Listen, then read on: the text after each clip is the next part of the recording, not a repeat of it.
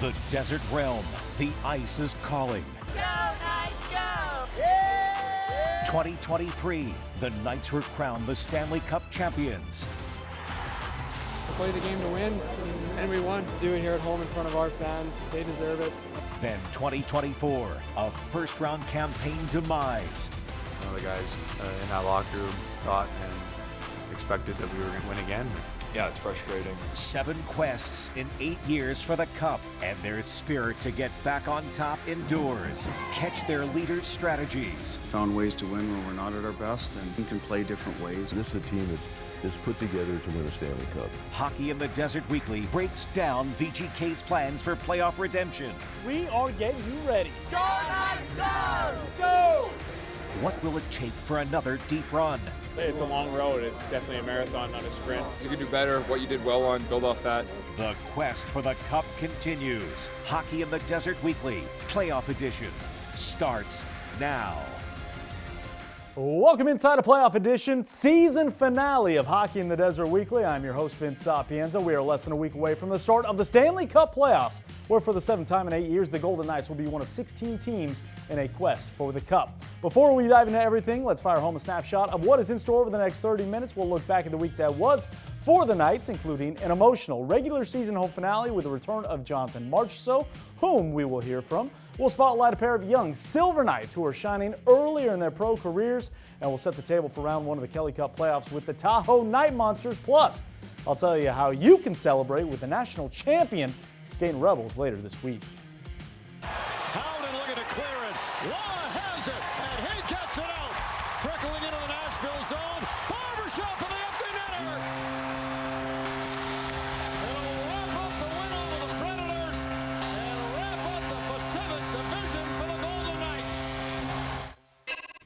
No matter how this season finishes for the guys in gold, another banner will be hung this fall inside the Fortress. After the Golden Knights grabbed their 4th Pacific Division title in franchise history, they needed a regulation win over Nashville, and they got it with a 5-3 victory. Let's show you how this one shook out, starting the second.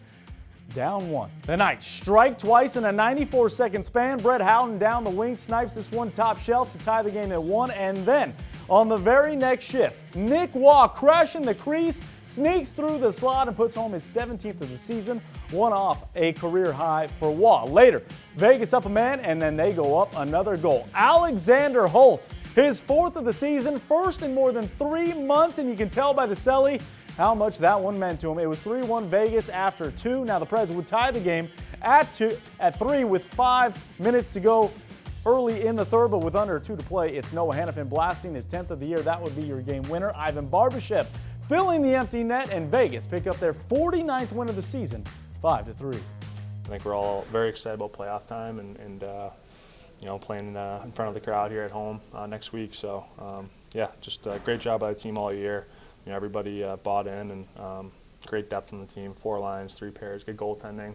It takes everybody to do what we did. So now it's time for all the fun. I mean, we're excited that you know, we were able to do that and clinch that. But I mean, there's no celebrating here. We know how much work is ahead of us. You know, we've been there, we've done it. So I mean, it's awesome, it's great, but at the end of the day, we know there's a lot more work ahead. Now, the Golden Knights knew this game was important for a couple days. It was a game that was circled on their calendar by the fans for months. After saying goodbye to Vegas last summer, Jonathan Marchessault was welcomed back home with open arms. Centers it, score! Jonathan Marchessault on the doorstep, his first for the Golden Knights.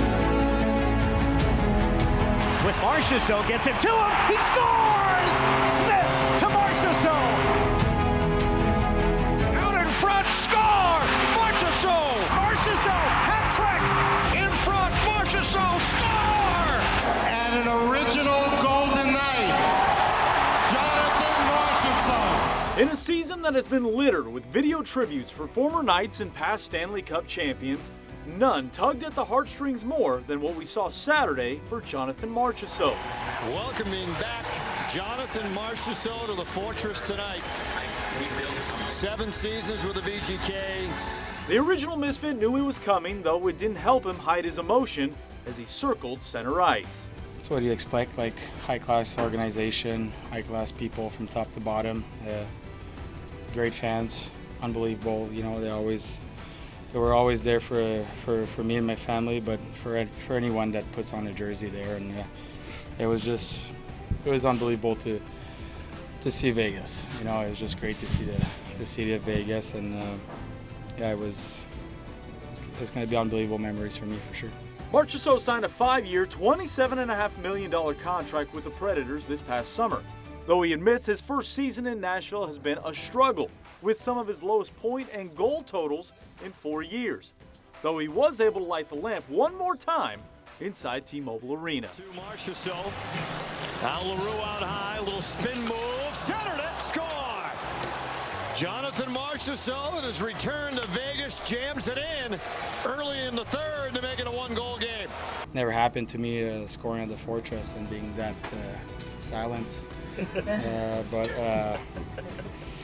yeah, it was just a great atmosphere, great building. Happy to see the fans and the organization. I mean, I couldn't say more good things about top to bottom here. I think it's exactly like how I expected. You know, it's a great crowd, just fun to be back. Just seeing the city, seeing the strip. You know, the fans, how welcoming they are, and even the warm up. I just enjoyed every second of it. You know, it was just every time I step on the ice, took a lot of pride to play here. Marchessault no longer wears the VGK sweater, though he remains rooted in its history and will always be one of the biggest fans to his former teammates, who he believes have another opportunity to do something special this postseason. I think I have a great chance. I mean, I don't see anyone stopping them until the top 4. Personally, I think they're going to get out of their division, and I mean, it's going to be a pretty good battle against the Central Division. I think there are 3 really good teams, and so definitely to follow them and going to cheer for them for sure. Cross ice, Ovechkin fires! Score! The chasing days are done! Alex Ovechkin is the greatest goal scorer in the history of the NHL! It's a highlight that will live for a lifetime. The Great 8 besting the Great One as he now sports the greatest goal scorer in NHL history. Ovechkin, who won his Stanley Cup here in Vegas, is now up to 896 career goals. He has scored on a record 182 different netminders. However, there are 28 goalies Ovechkin has not been able to beat. And one of those 28 is Vegas's Akira Schmid, who stopped all 8 shots faced against the Caps captain in his career, and Budweiser is celebrating those individuals with a King of Zero campaign, sending customized cans to each puck stopper. Look at that smile. All right, despite all the ice, we're just getting warmed up here on Hockey in the Desert Weekly. When we return, we are setting the table for the Kelly Cup Playoffs. The Tahoe Knot Monsters are playoff bound in their inaugural season.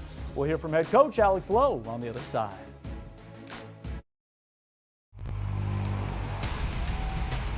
You're watching Hockey in the Desert Weekly. Cormier holds the line, right circle. Lavoie's shot, blocker save made by Delia. Out of the box is Hamblin. He has it in the neutral zone. Racing towards the empty net. Hamblin scores. The Henderson Silver Knights saw their slim playoff hopes officially come to an end at home this past Wednesday with Bakersfield in town. The Condors put the final nail in the coffin with a 4-2 win. Now, with 3 games to go in the regular season, HSK ranked 30 out of 32 teams in the American Hockey League and last in the Pacific Division. Now, the Silver Knights hit the road for Loveland over the weekend, and while they were swept in the 2-game series by the Eagles, goaltender Cameron Whitehead made his professional debut between the pipes, and despite the loss, the former 4th-round pick in the 2022 draft by the Golden Knights shined bright, stopping 20 of 22 shots, including 11 of 12 in the second period alone. I felt really good. Obviously, seeing the first one going, you don't love seeing that, but once the nerves kind of settled, made that first save, kind of settled right in, and that's what I've been doing my whole life, so I felt comfortable.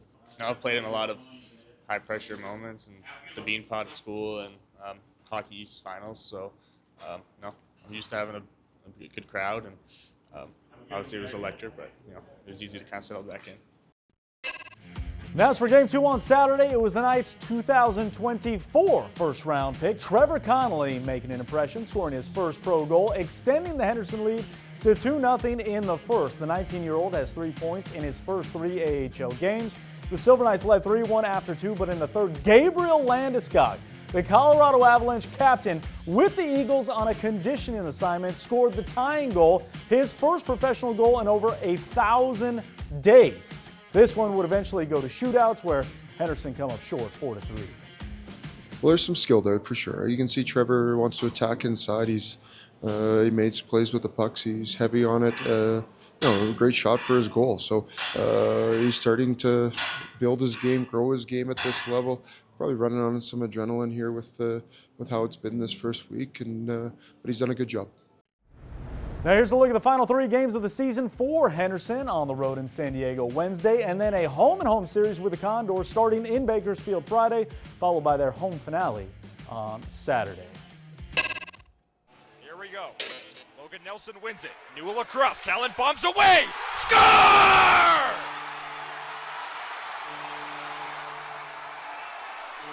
And lightning strikes against the Thunder.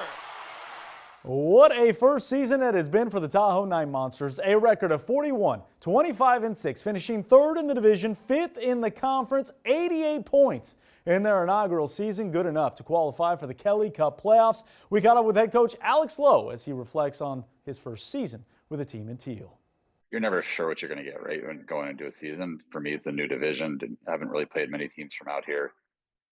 You have a brand new team, so you have no idea how guys are going to come together. And I'll give full credit to the leadership group. They did a great job of bringing everyone together as quickly as possible. I thought we got up to a great start at home. Gave guys confidence early in the season. And then the guys from Henderson have been excellent all year. And I think it's just been every piece of the puzzle has come together, and it's just given us the opportunity to go in here this week to go down to Wichita and hopefully be successful here in playoffs. Now take a look at the Night Monsters' opening round schedule of the Kelly Cup Playoffs. It's a best of 7 with the Wichita Thunder, a team Tahoe struggled with during the regular season. First 2 games are in Kansas, the next 3 in Tahoe, including a Game 5 if necessary. And then again, if needed, Game 6 and 7 in Wichita. Just 1 win in 6 games against the Thunder this regular season, but Lowe believes the best is yet to come. We know what we need to do.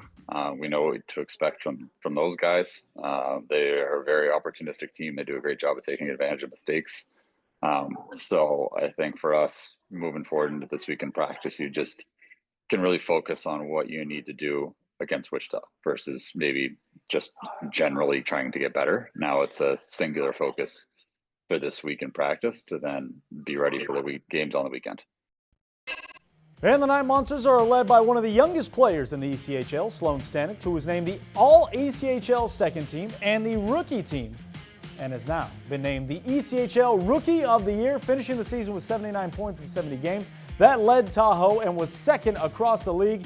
It's been quite the year for the 21-year-old, who was named to the midseason All-Star team while also making his AHL debut with Henderson earlier this season. It's been great. It's been a lot of fun away from the rink. All the guys in the room make it special to come here each and every day, and everyone really enjoys coming. That's like the most important thing for our success this season. That's pretty special. Coming into the year, you're not really sure what's going to happen, and I've always had great teammates and coaching staff, and obviously a lot of credit to my 2 line mates. They really helped me accomplish this goal, and it's pretty special for my family and I. Still ahead here on Hockey in the Desert Weekly, it's time to turn our attention to the Scarlet and Gray. I catch up with one of the freshman forwards about their first year, what is to come, being a national champion, plus tell you about how you can celebrate with the team this week. Welcome back inside Hockey in the Desert Weekly. I'm Vince Sapienza. We're just about a month removed from the Skating Rebels capping off a historic season with a national championship. And while there's still plenty of excitement from the season that was, there's even more optimism of what is to come. I recently caught up with one of the freshmen on the team to talk about what was a wild first year. Your 2025 national champions. I'm here with Skating Rebels freshman forward Hayden Siegel, but there's a new title, National Champion Hayden Siegel. First things first, it's been a few days since you guys won that Murdoch Cup. What does it mean? What is the feeling? Has it soaked in just yet? Definitely is not fully soaked in just yet. It's surreal, unreal experience, and it's honestly the biggest pleasure to bring it back here to these fans. So. Now, obviously, I mentioned it off the top, first year here in the program with the Scarlet and Gray. Obviously, this is as good as it gets, right? So Absolutely. When you were being recruited here and being sold on a vision, and to see that vision come to fruition, what does that mean for you? What does that mean, the way the coaching staff was able to deliver that to you, and just how cool that is? It's been a full circle moment. I mean, sat down with Greener in May and said, I want to win a national championship. He said, I want to do it too, and here we are.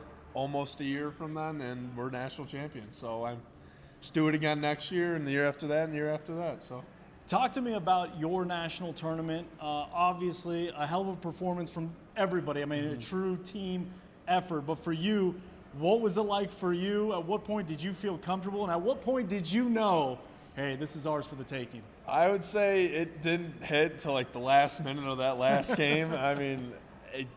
Any team there at any moment could beat anyone, so we were really just, every game is just important as the last.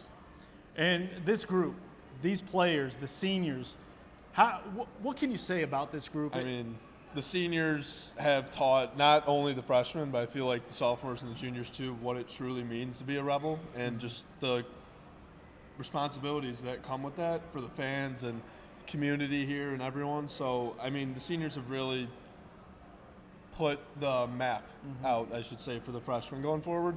Yeah, there's one thing that Dow's and the leadership group like to say: leave the program better than when you got here. And obviously, you got here national champs. That is a bar. Exactly. That is a standard unlike any other in this program. What does that mean to kind of carry that torch moving forward? Even though you're going to be a sophomore, still one of the younger guys. There's a leadership role. There's a veteranness in you now, 100%. And a championship in you. Has that set in yet? It has a little bit. Just making sure that the freshmen feel as welcomed as I did when I got here on campus. That's really, I mean, what the program's about, and we strive and build on that. And, I mean, that's why we're as good as we are year after year. What do you make of this community? Obviously, you come out here, you probably didn't know a lot what to expect. A lot of people are telling you, and then you see the support on the watch party from afar, and then you see what it's like when everybody's celebrating at the Golden Knights game, the Silver Knights game. Is it as expected, more than expected? Way more. I mean, blown away, to say the least. I mean, the support here in the city of Vegas, as much as they love hockey, it's crazy. I mean, I love it. I love to be a part of it. Who doesn't? I mean, I think it's amazing. Now, if we take a look here, obviously the Skating Rebels have some unbelievable merch. Absolutely. Day in and day out. Absolutely. And obviously you see the hat here, it's pretty good, right? But you got a little upgrade here on the side. National championships. Now, there was a party here where you could come get some if you pre-order. If you missed the boat on any of this, you can go on the Skating Rebels website, pre-order your own merch, because we got to start getting patches for these new jerseys. What do you make of the merch? And just, I love it. Is it get old seeing national champions anywhere? Never, never. I hope we have 25, 26, 27, and 28 merch. So. Okay, well, you said it. So before we let you go, this is just one. Oh, yeah. This on is to one. The next on one. to the next. Oh, yeah. Already looking forward. That is national champion, freshman forward Hayden Siegel, joining us. Now, next up on the Skating Rebels Celebration Tour is their annual All-In Gala, one of their biggest fundraising events of the year, while the goal is to become NCAA Division I. It starts with raising some cash, and the program is hoping for its biggest turnout following their historic season. April 18th at the M Resort.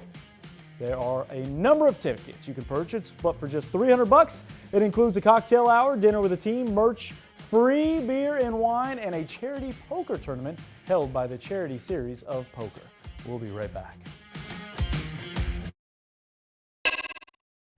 Now's the time of the show where we highlight former players as they continue their own quest, but for one former Golden Knights champion, his quest has met his conclusion. Alec Martinez, who helped bring a Stanley Cup to Vegas, announced he is hanging up the skates for good. Prior to Saturday's game against Winnipeg, the 37-year-old blue liner announced his retirement. The three-time Stanley Cup champ signed a one-year deal with the Blackhawks last summer and was given a standing ovation from the fans of the United Center. A former fourth-round pick in the 2007 NHL draft, Martinez put up 289 points in 862 games, adding 37 more points in 131 Stanley Cup playoff games. You think you're prepared for it, and you got it looming in the back of your mind, and then, you know, once that day comes, obviously it's a little bit harder than you anticipate, but you know, I think I'll probably have a better answer, you know, in a couple weeks or maybe months once I have an opportunity to reflect a little bit. But I guess like my knee-jerk, you know, initial is just very grateful, very thankful. You know, it's a privilege to play in this league and to have played pro for 17 years. I mean, I never thought that I was ever going to do that, and I think a lot of other people didn't think I was going to either. But grateful and thankful for having the opportunity, for all the people along the way that help you get there. I've been fortunate to have a few really good opportunities to thank them, and tonight will be another one. But very appreciative of the organizations that I played for, the guys that I played with. And in net, number 29, the best dad ever. In Marc-Andre Fleury's final home start, the Wild brought out his kids for the starting lineups, both in the room and out on the ice prior to puck drop. As for the game itself, a wild one, literally, with San Jose, as Minnesota gets the 8-7 OT win, which just so happened to give Fleury the record for most overtime victories in NHL history, number 70, passing Martin Brodeur. Now, staying with the theme of champions as we wrap up Season 2 of Hockey in the Desert, it's time to clear the ice with another who recently raised his own cup. So we start at America First Center, where the Henderson Rugrats survived and thrived in triple overtime, 2-1, and forever becoming House League champions. Jackson Sapienza with a pair of assists during the playoff run, a fantastic team effort. It has been a fun one as a parent and a professional, but we're only scratching the surface here on Hockey in the Desert. See you next fall.